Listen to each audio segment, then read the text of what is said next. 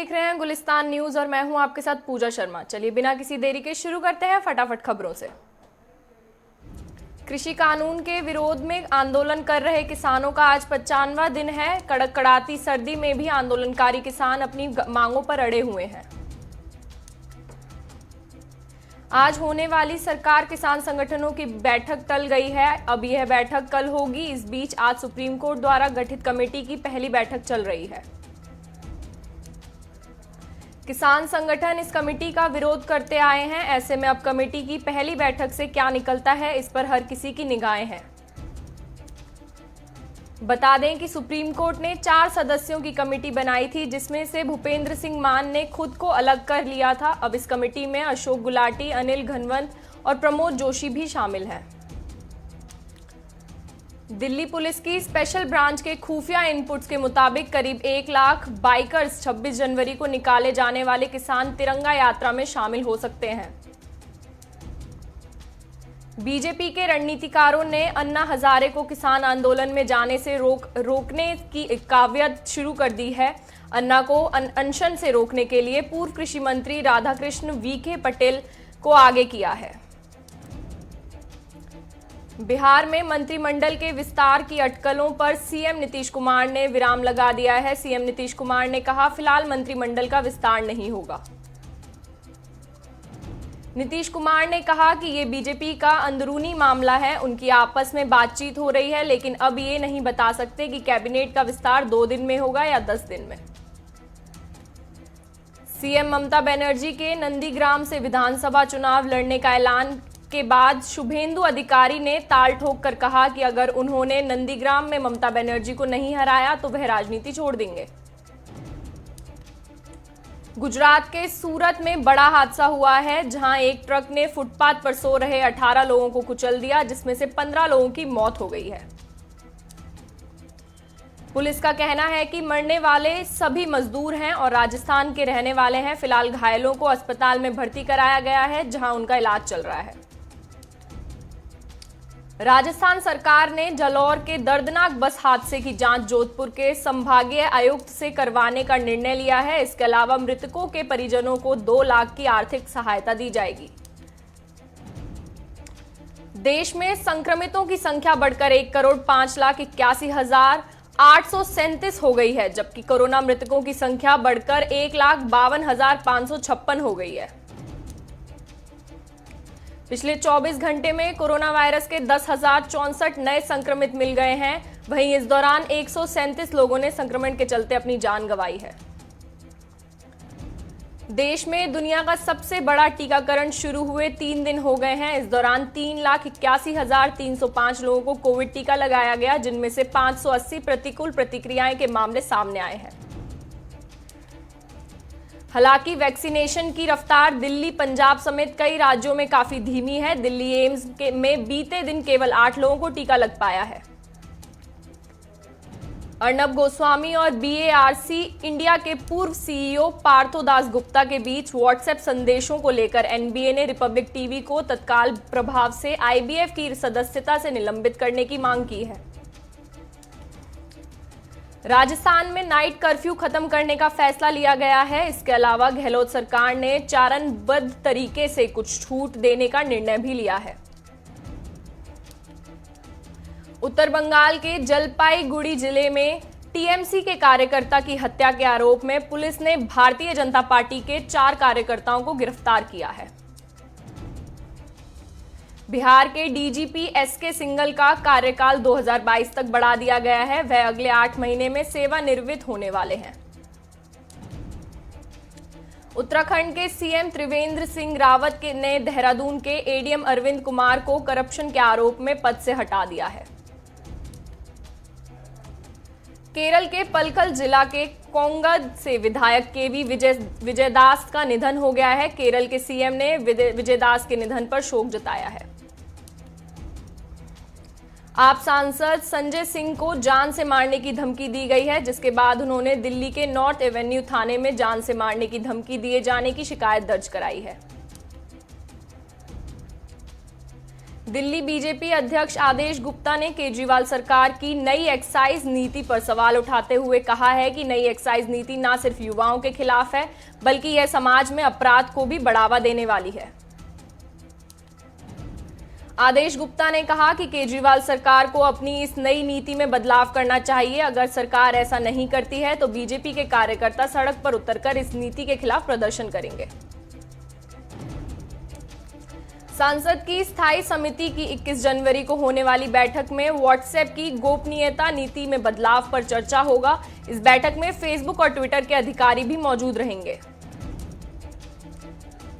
राजस्थान में आयुष्मान भारत स्वास्थ्य बीमा योजना के लागू होने का रास्ता साफ हो गया है। सीएम गहलोत ने इसे नाम बदलकर प्रदेश में लागू करने का ऐलान किया है। सीएम गहलोत ने 30 जनवरी से इस योजना को प्रदेश में लागू करने का फैसला लिया है। राजस्थान में यह योजना आयुष्मान भारत महात्मा गांधी राजस्थान स्वास्थ्य बीमा योजना के नाम से लागू होगी। दिल्ली में नर्सरी दाखिले को लेकर चल रही संशय की स्थिति साफ हो गई है। दिल्ली में इस साल स्कूलों में नर्सरी दाखिल होंगे। जल्द ही इस संबंध में नोटिफिकेशन जारी किया जाएगा।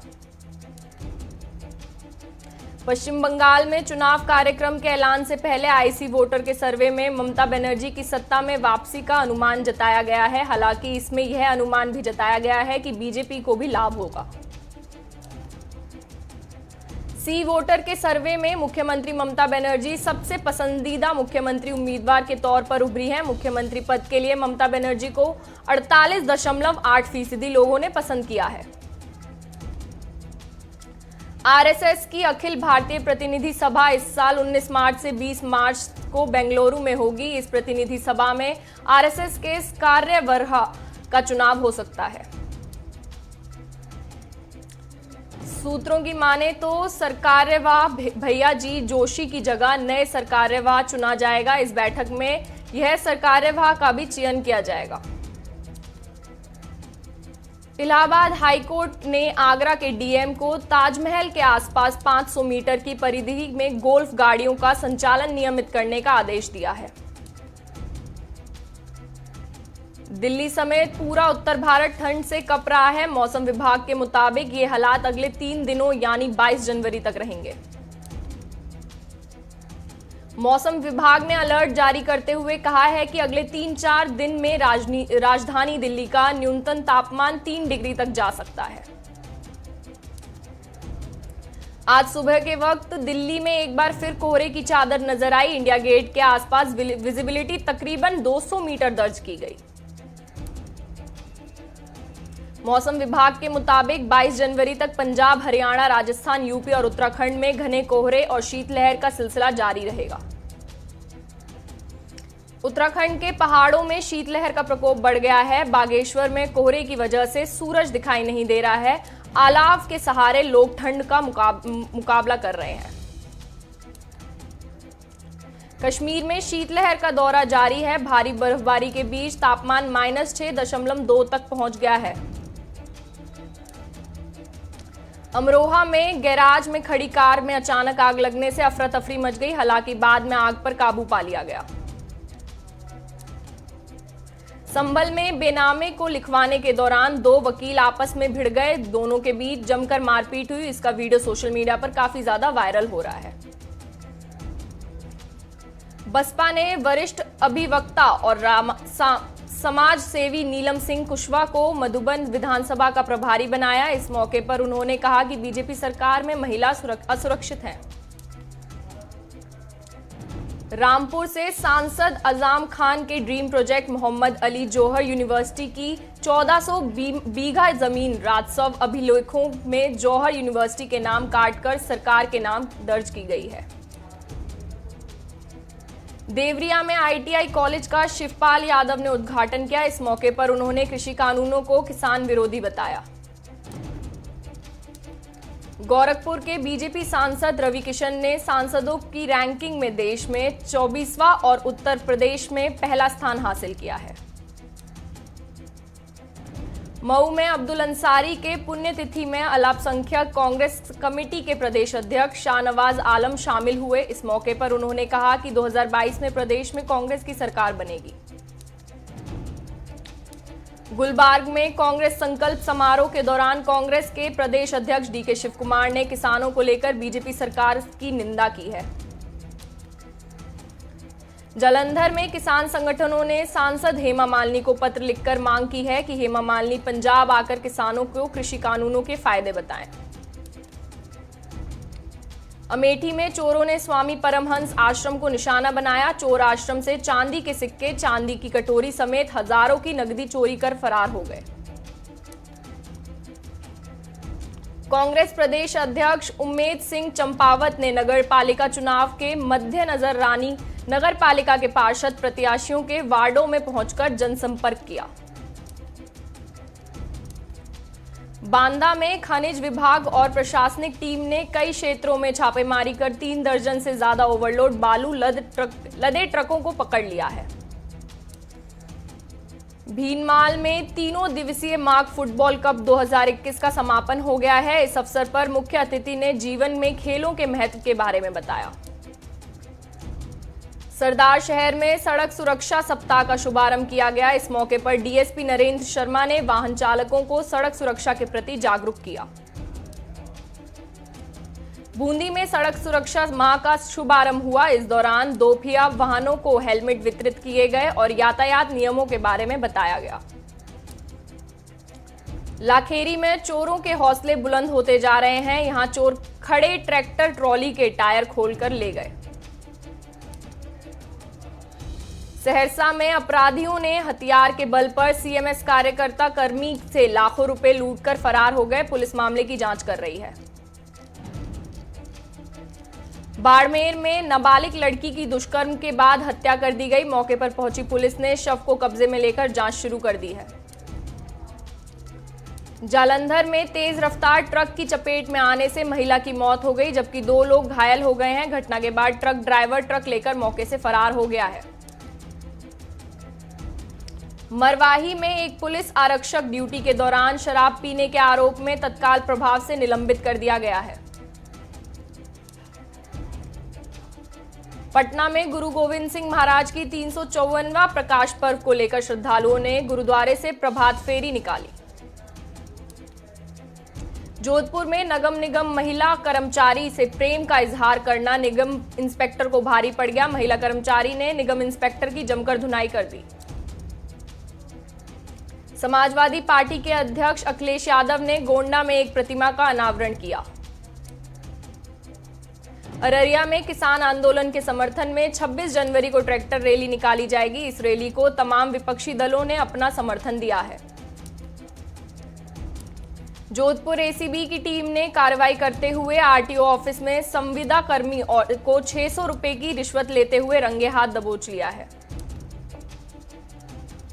बुलंदशहर में सड़क सुरक्षा माह की शुरुआत हो गई है। एनसीसी कैडेट्स ने रैली निकालकर लोगों को यातायात नियमों के प्रति जागरूक किया है। सोनभद्र में यातायात जागरूकता अभियान का शुभारंभ हुआ। एसपी ने हरी झंडी दिखाकर जागरूकता रैली को रवाना किया और लोगों को यातायात नियमों के बारे में बताया। कानपुर में सड़क सुरक्षा माह की शुरुआत हो गई है। डीएम ने यातायात महाप्रचार वाहन को हरी झंडी दिखाकर रवाना किया और लोगों को यातायात नियमों का पालन करने की शपथ दिलाई। गरियाबंद के मंदिर में सामूहिक विवाह का आयोजन रखा गया, जिसमें 15 जोड़ों को सामूहिक विवाह संपन्न कराया गया। नूरपुर में नगर परिषद के नवनिर्वाचित पार्षदों का आज शपथ समारोह कार्यक्रम संपन्न हुआ। इस कार्यक्रम में खेल मंत्री राकेश पटनिया मुख्य अतिथि के रूप में उपस्थित रहे हैं। सेंसेक्स 376 अंक की बढ़त के साथ 48,931 और निफ्टी 115 अंक के ऊपर 14,400 पर कारोबार कर रहा है। पेट्रोल डीजल के दामों में एक बार फिर से बढ़ोतरी हुई है। पेट्रोल और डीजल दोनों 25 पैसे प्रति लीटर महंगा हुआ है। मारुति सुजुकी ने अपनी कई मॉडल्स के दाम बढ़ा दिए हैं। इनकी कीमत में 19,400 रुपए तक की बढ़ोतरी की गई है। आर्थिक संकट से गुजर रही येस बैंक फंड जुटाने की योजना बना रही है। इस पर 22 जनवरी को बोर्ड की मीटिंग होनी है। संकट से जूझ रही पीएमसी बैंक के ग्राहकों को जल्द राहत मिल सकती है। डिजिटल पेमेंट प्लेटफॉर्म भारत पे ने यह स्पष्ट कर दिया है। 15 जनवरी देश में चीनी का उत्पादन 142.70 लाख टन हुआ है। पिछले साल के मुकाबले 31% उत्पादन बढ़ा है। जीएसटी फर्जीवाड़े और फर्जी बिलिंग पर रोक के लिए सरकार की सख्ती बढ़ाई जा रही है। सरकार ई बिल के दायरे को बढ़ा सकती है। ऑनलाइन गेमिंग इंडस्ट्री ने सरकार से नियामक बनाने का मांग की है। उद्योग संगठनों ने कहा इस सेक्टर में निवेश आकर्षित करने का व्यापक क्षमता है। अमेजॉन और रिलायंस 20 जनवरी से 23 जनवरी तक सेल शुरू करने जा रहे हैं। शॉपिंग पर आपको 80% तक की भारी डिस्काउंट मिलेगी। भारत में चीनी कंपनी ओप्पो 5G की ओर से तेजी से कदम बढ़ाया जा रहा है। कंपनी 80 पेटेंट फाइल करेगी। बांग्लादेश के स्वास्थ्य मंत्री जाहिद मलिक ने कहा कि बांग्लादेश को भारत की तरफ से उपहार स्वरूप भारी मात्रा में कोरोना वैक्सीन की डोज मिलने वाली है। भूटान के प्रधानमंत्री लोटे शेरिंग ने कहा कि भारत सरकार ने मुफ्त में कोरोना टीका उपलब्ध कराने की घोषणा की है।